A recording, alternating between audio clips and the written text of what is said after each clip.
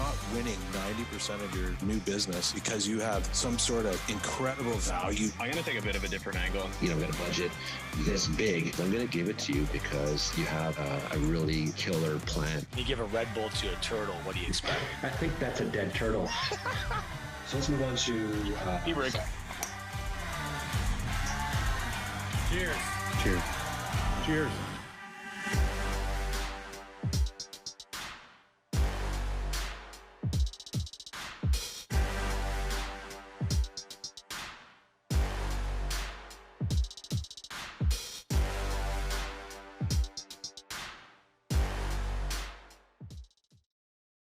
Does your current premium finance company lock you into long-term agreements?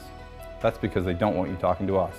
At IFS, we win your business the good old-fashioned way, with customer service. I know you don't always have to use a premium finance company, but when you do, you should use IFS. Cheers. Hi there, and welcome to another episode of the Digital Insurance Pint podcast. I'm your host, Tom Reed, and as always, I'm joined by my colleagues and co-hosts here. I got Jeff Roy, CEO of Excalibur Insurance, Adam Mitchell, CEO of Mitchell & Whale. We also have Steve Earle, CEO of Cheap Insurance. So today we are going to talk about broker associations. Right? So I think we've touched on this subject from time to time. Obviously, we had Colin Simpson in a previous season. But we're going to talk about associations in general. So I'm going to maybe, first I'll point out that some of my colleagues here, while not directors of the associations, are fairly heavily involved in the associations. Right? Jeff and Steve are both members of the IBAC Tech Committee, as well as the Tech Committee members of their own provincial associations. And Adam is also a member of the Ontario Tech Committee. So these guys are putting their own time and energy into helping other brokers, which is great. So maybe, Jeff, I'll get you to talk us through the setup of the associations. Like how do these things actually, how are they actually organized? I think there's 11 different associations across Canada. Most of the provinces have their own associations. In the associations, most of the people have set up territories, and they've got a director that's in charge of a different territory. And I'm not sure exactly where Ontario's landed. At one point, I think there were 16 territories and 16 directors. That has been reduced as of last convention. I can't remember exactly the number, but they combined some of the territories just to make sure they didn't have as much overhead and stuff to run it. And each of the directors will show up at the association, and they elect a president and executive in each provincial area, and there's always somebody in charge of CEO. In Ontario, it's Colin Simpson, but each province has a CEO across Canada that's in charge of running the nonprofit organization for brokers. And then each of these provincial associations are part of IBAC. They send a representative.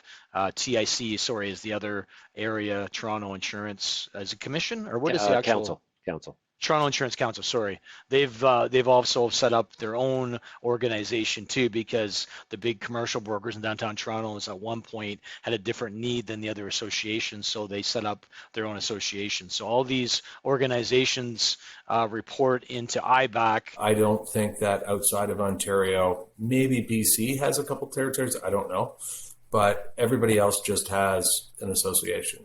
There's no territories within it. So each of the associations has a board of directors.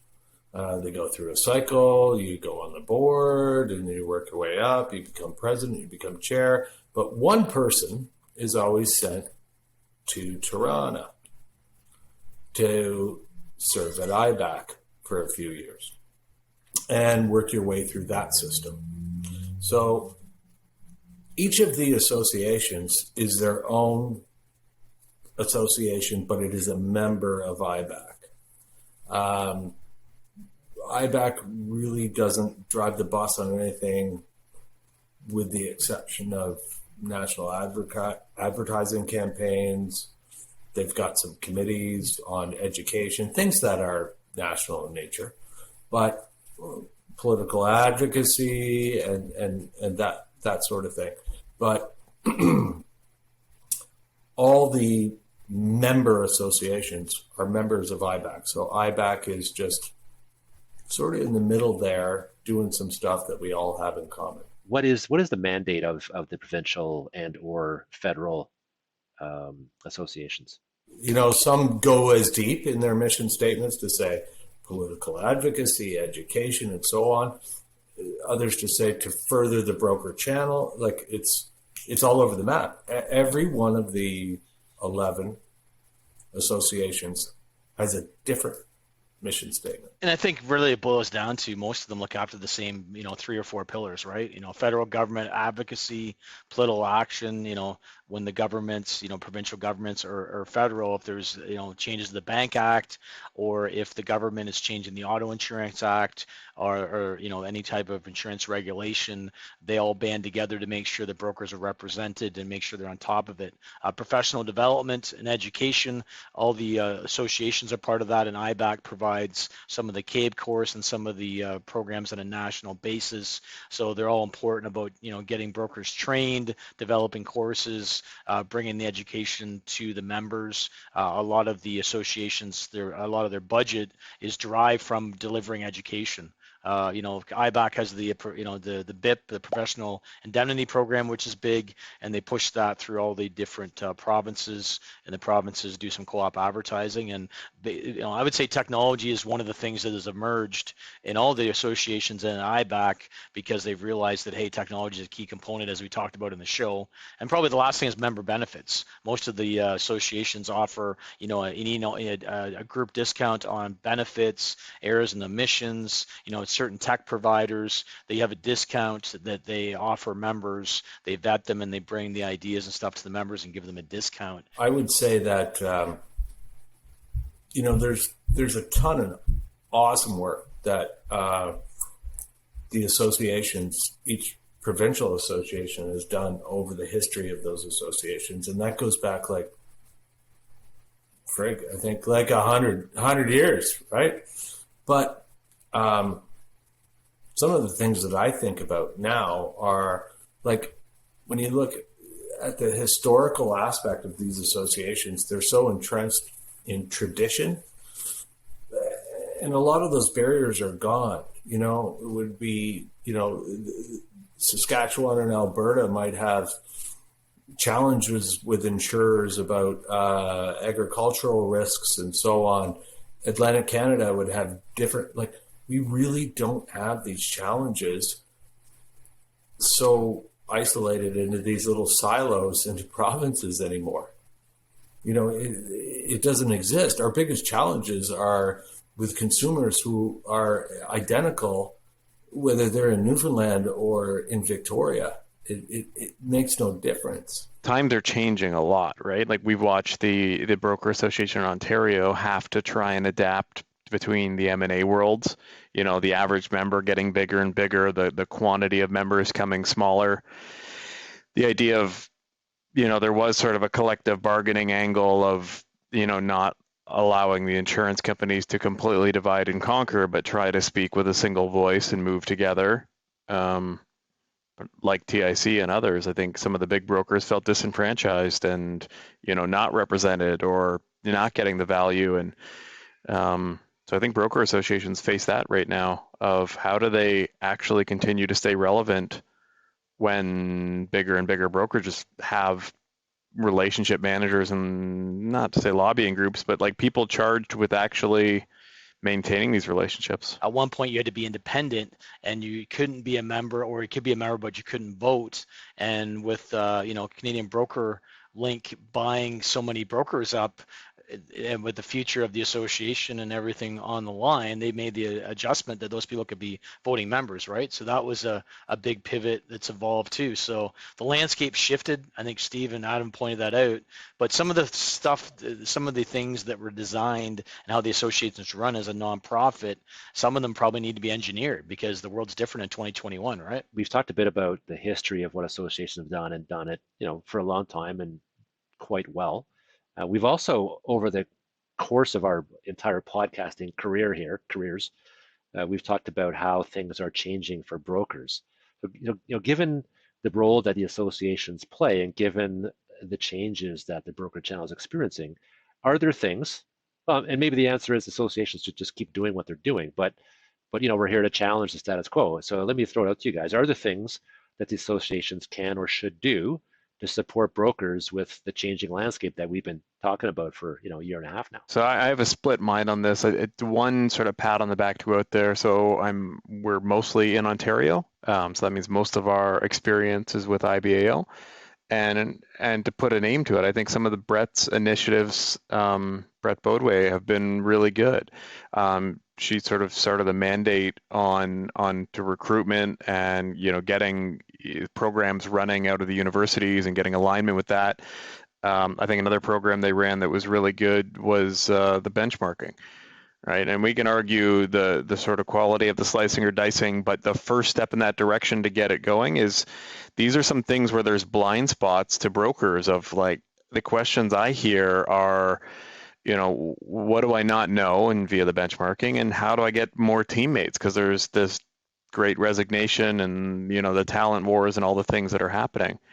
But so here's the other side of the mind is what does the Association of Travel Agents look like today, right? And I bring that up because I think there's some changes in the winds and the tides and things that are happening that associations can't easily fight.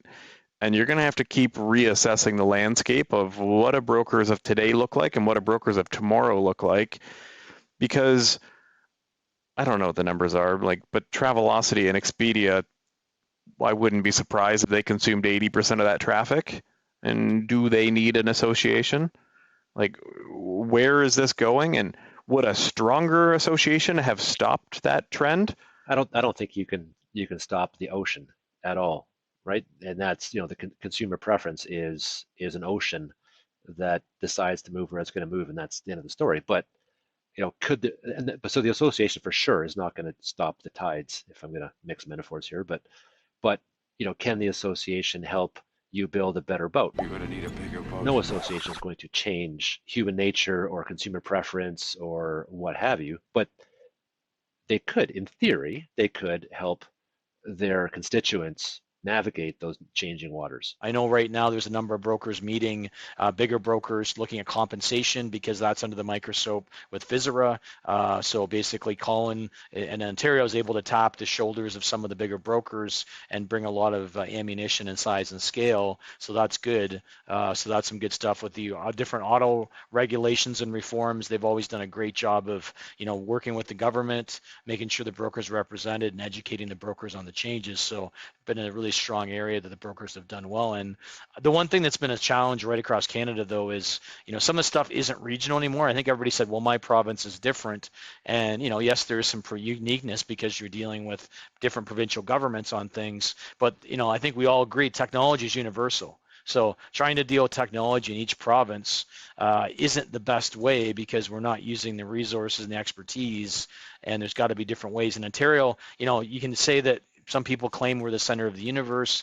It all starts in Ontario. We have 40% of the volume. We're close to all the companies, and Ontario has more brokers and more volume. So arguably, Ontario has given a lot of money and helped out a lot of all of Canada with issues, especially if you look at eDocs. And eDocs, Randy Carroll and Rick Orr brought it up as a big document, a big topic, probably one of the bigger successes we've had. And all of a sudden, eDocs got done in a year when everybody made it a priority. That was a huge win because imagine where we'd be now without eDocs, right? But that could have taken 8 or 9 years like APIs are taking right now to get done. That's something where everybody came together, and the work Ontario started there went right across Canada and benefited everybody. So there's some pros and cons, but I'll throw it out to Steve and Adam. Technology is something that should be handled by all of Canada. And speaking with one voice, wouldn't you say? Yeah, I think, Steve, what Jeff is trying to say in this very nice way is that you're lucky Upper Canada exists, so suck it, Atlantic.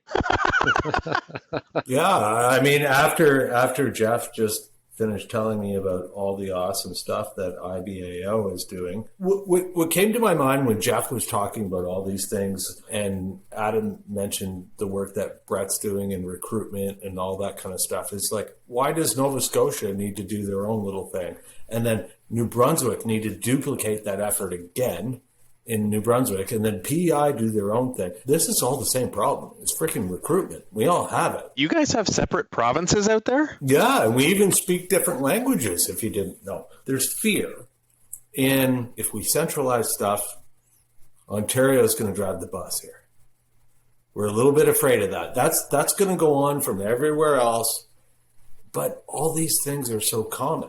Like recruitment, it doesn't matter. I'm happy to let Ontario drive the bus as long as, are they pushing for courses at Nova Scotia Community College? I believe there's a committee at every single one of these 11 associations are in charge of recruitment.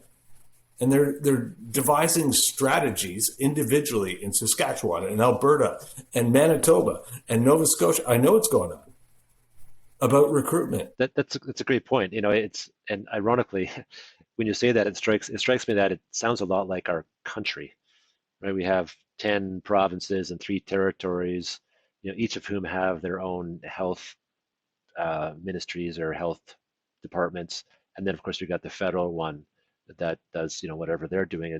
There's a lot of fingers in that pie, and I look at how things have been rolled out during COVID, and you go, well, the issue is the same across the board, yet there's different approaches being taken. It seems strange, and some of them work well over here and some of them work well over there and whatever, but it does strike one that there is a higher and growing higher degree of commonality in issues across the board.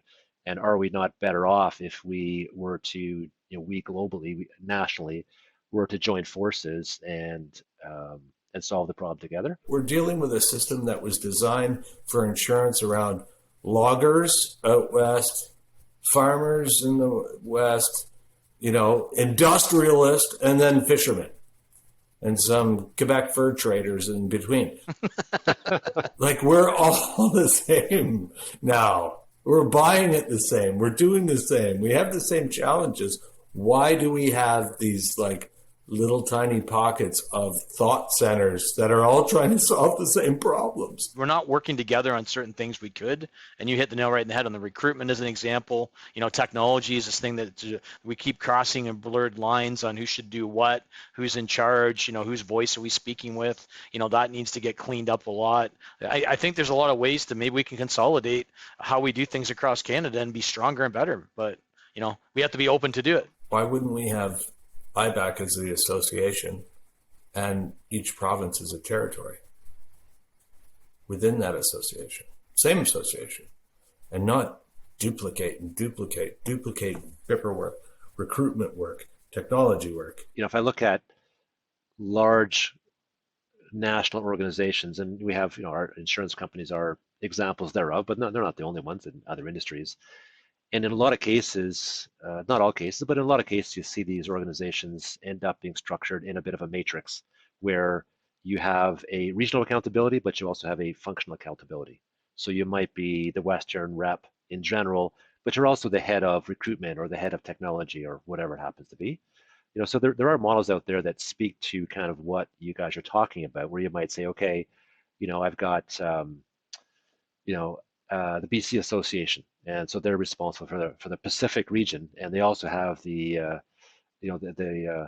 mandate on thing X, whatever that is. So they're the national lead on thing X, and then you might have the guy, somebody from Ontario who's in your term the Upper Canada sort of representative, and I've got the lead on recruitment. But it's not just the Upper Canada recruitment; it is national recruitment, and they've got to worry about BC, to PEI as well as Ontario. Well, I think a stronger thing too is the people that are leading the associations right now can still be there, but their role might be in charge of political and legislative stuff in their province, right? Like, you still need to have some people in your province for lobbying and stuff like that on a provincial basis. You got to make sure you can still preserve that, but as you said, there's functional stuff across Canada where they can lap into it. And I think some of that happens right now. Don't get me wrong, but I just don't think the communication flows between the association as well as it could, but because some associations have more bandwidth than others, right? For sure. And I suspect, well, who knows why it hasn't been looked at.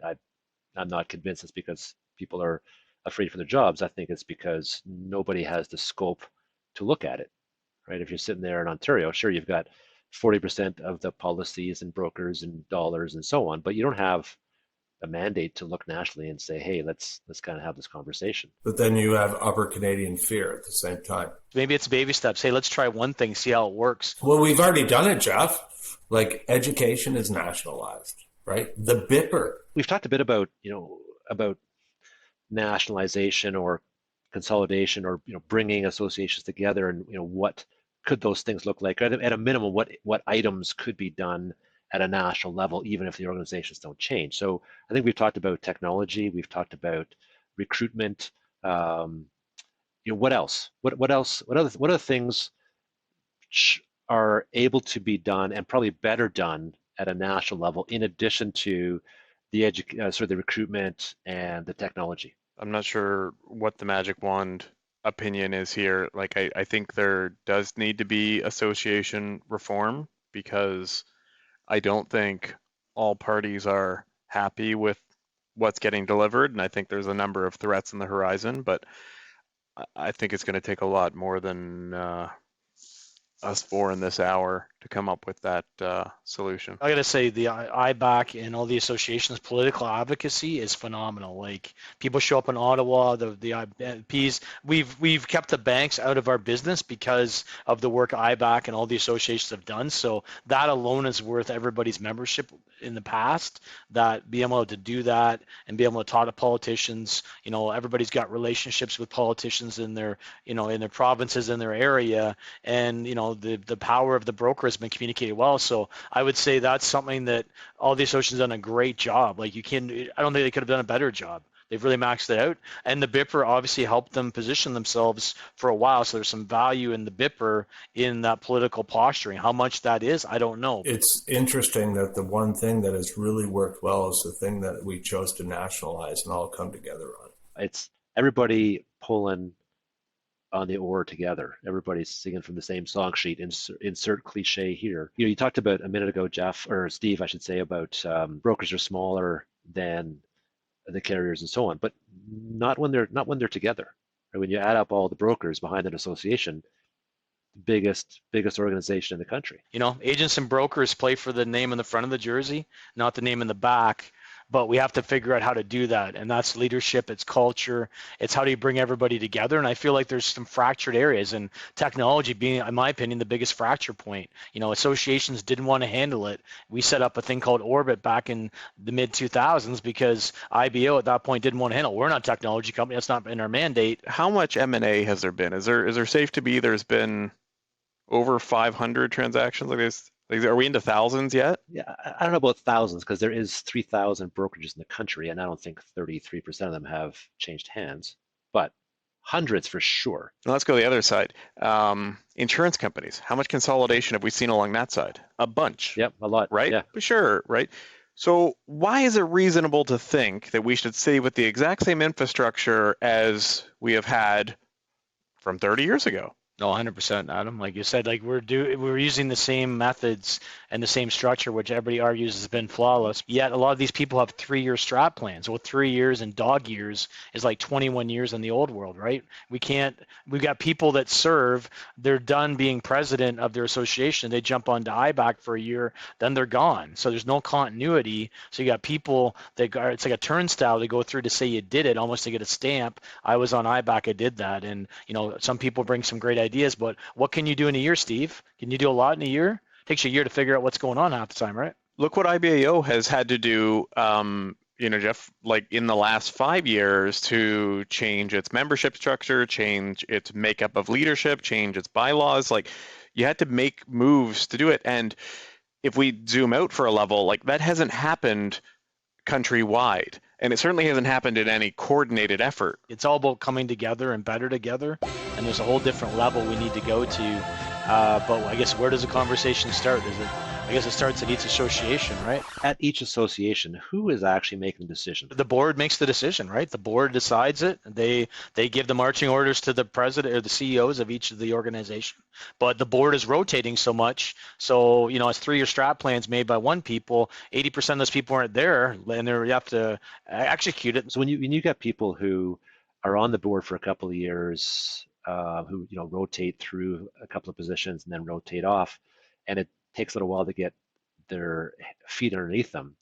How much ability do they have to actually make a big picture change like we're talking about? Particularly when you multiply that by 11 and it's 120 people who are rotating all the time and have to come together on some sort of consensus. And it's a huge ask. Like, we have to be aware that people that step up to be president and how much time they're out of the brokerage and then step on to IBAC, they're making a huge commitment. So I don't want to, downplay how important it is that people step up and do it, how much effort they put in. But the other problem is, by not being there long enough, we almost need a little bit more effort, right? Or we need a little more continuity. So I don't know what that magic formula is, but we need that, right? That's the cool part, is there are people that are incredibly passionate, unreasonably passionate about the broker channel and what it means and what it stands for and the value it's delivering in different communities. And that's a good thing to embrace and nurture. I'll pose a crazy question here. Adam said blank sheet of paper, rebuild it. And as business owners, we have to do that from time to time, reinvent ourselves to be different, right? Like sometimes annually. So how do you take a 100-year-old organization and how do we rip the Band-Aid? I think that's a big part of the problem, is like these little tweaks and things and project here and there, versus if we're talking blank sheet of paper, then like, what do we want to achieve?